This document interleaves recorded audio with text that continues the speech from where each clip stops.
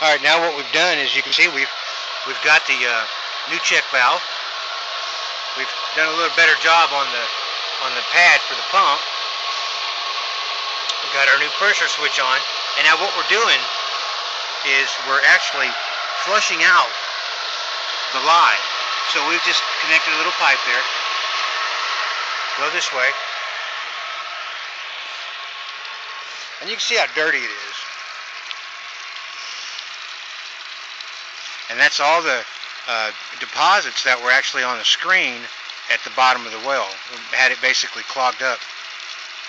I would guess we're probably getting anywhere from 25 to maybe 35% more water. Now, of course, this is going to clear up.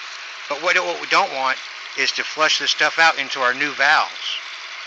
We want to wait till it's clear. And once it's clear, then we'll be confident enough to go ahead and install our valves and run some water through them.